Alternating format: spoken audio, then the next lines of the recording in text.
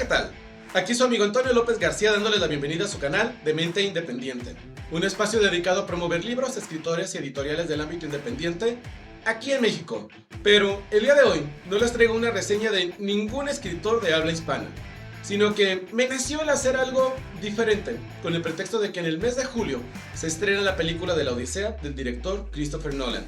Y esta historia ya se encuentra pues muy arraigada en la cultura popular, ha sido parodiada en muchas partes o se han utilizado algunas escenas de esta obra para inspirar otras obras.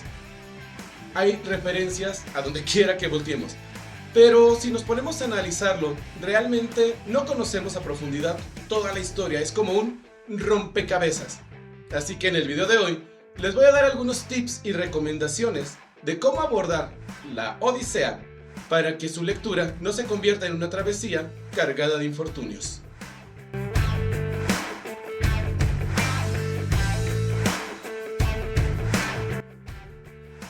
Pero antes de entrar con estos tips y recomendaciones, les quiero hablar un poco acerca de por qué este libro fue tan importante en su época, hace más de 3000 años, y por qué sigue siendo relevante al día de hoy.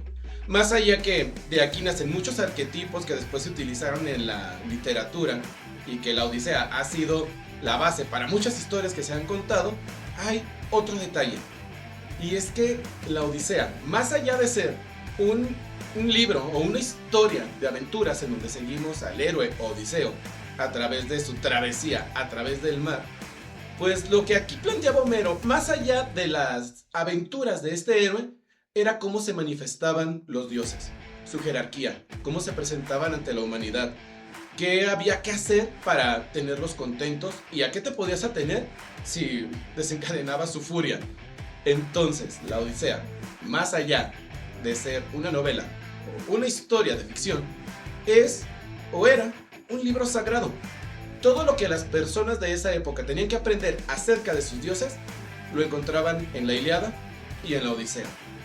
Y esto resulta interesante porque si observamos o analizamos cómo se construyeron todas las mitologías alrededor del mundo, hablemos de los egipcios, los babilónicos, los hititas, incluso las raíces del mismo cristianismo, pues quienes hablaban acerca de todo esto eran sacerdotes, eran profetas, eran chamanes, eran personas que tenían hasta cierto punto contacto directo con sus dioses. Para los griegos, no. Todo lo que tenían que aprender fue escrito por un poeta y filósofo de su época, lo cual le otorga pues un matiz muy peculiar a toda esta mitología. No por nada, es una de las más populares alrededor del mundo.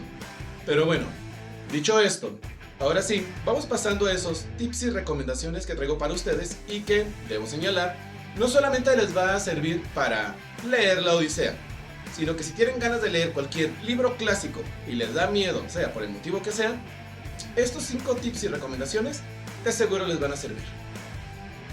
El primer tip que les quiero compartir es que previo a adquirir el libro, investiguen un poco acerca de su traducción.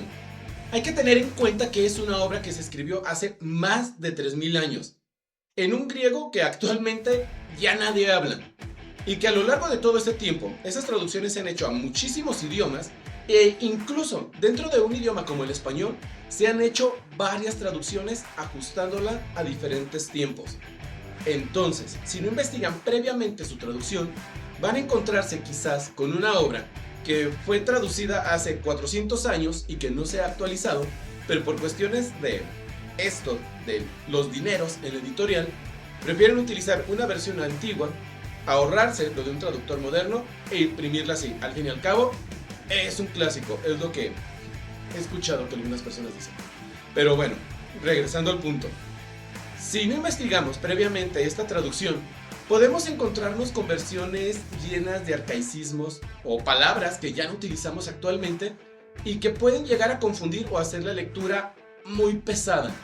De hecho, esta es una de las principales causas por las cuales las personas le tienen miedo a este tipo de libros, de que cuando se ponen a leer el lenguaje es tan rebuscado y hasta cierto punto incomprensible para ellos que terminan abandonándolo. La buena noticia es que actualmente se siguen haciendo traducciones, y las están actualizando a cómo es el lenguaje de nosotros. Entonces hay que investigarle y hay que poner en la balanza pues el valor del libro y qué tanto beneficio le vas a sacar o qué tanto lo vas a disfrutar. Porque sí, las versiones más económicas pues utilizan traducciones muy antiguas con un lenguaje muy arcaico, y las traducciones más recientes pues pueden costar hasta 5 veces más. Así que ponlo en la balanza, investígalo y adquiere el ejemplar que mejor se ajuste a tus bolsillos y a tus necesidades. El segundo tip que les quiero compartir es que hay que organizar sus tiempos de lectura. Porque la Odisea es un libro algo largo, es muy denso y algo complejo en su narrativa. Entonces, comenzar a leerlo de buenas a primeras, sin tener un propósito claro de hacia dónde vamos y por qué, pues va a ser que, al igual que Odiseo, naufraguemos en el intento. Entonces, si tú adquieres el libro y te propones terminarlo de aquí a julio que salga la película para tener la historia así completita y ver cómo la adaptó Christopher Nolan, pues podrías hacerlo de diferentes maneras. Podrías decir, ok, voy a leer un capítulo por día. Pero cuidado con eso, porque hay algunos capítulos que son muy largos y si tienes una versión con un lenguaje muy arcaico, vas a comenzar a sentir la frustración quizás a la mitad del capítulo cuando llegues a uno muy largo. También podrías organizarte por tiempos, decir, voy a dedicarle media hora por día para de aquí a julio terminarlo. Pero también si tienes cierto toque como yo, de que no te gusta dejar las cosas a medias, pues al llegar la media hora y tener el capítulo incompleto, también podrías sentir cierta frustración. Entonces, tú analiza por qué lo vas a leer y cómo te vas a distribuir tus tiempos de lectura, para que poco a poco vayas avanzando a tu ritmo, a tu manera, y que al final, cuando llegue julio, hayas leído la obra sin ningún problema. El tercer tip que les quiero dar es que fluyan con la lectura, no se interrumpan. Hay que tener en cuenta que es un libro muy antiguo y que por muy actual que sea la traducción, posiblemente se van a encontrar con palabras que se les escapen o que no entiendan o que no sepan qué significa. Pero, contrario a lo que les han llegado a decir de que hay que detenerse para buscar en un diccionario o en internet qué significa la palabra, yo les recomendaría que no hicieran esto. Porque muchas de esas palabras se sobreentienden en el contexto de la lectura. Entonces, si tú sigues fluyendo, te encuentras con una palabra que no entiendes, pero continúas, el mismo contexto de la historia te va a indicar qué significa esa palabra. Ahora, que si encuentras varias veces la misma palabra y no terminas de comprender qué es lo que te está diciendo el autor con esa expresión, espérate a terminar el capítulo. Entonces, sí, buscas en un diccionario o en internet qué significa esa palabra y luego continúas con el capítulo que sigue. Porque si en un capítulo aparece 3 o 4 veces la misma palabra, lo más seguro es que se vaya a utilizar a lo largo de la obra.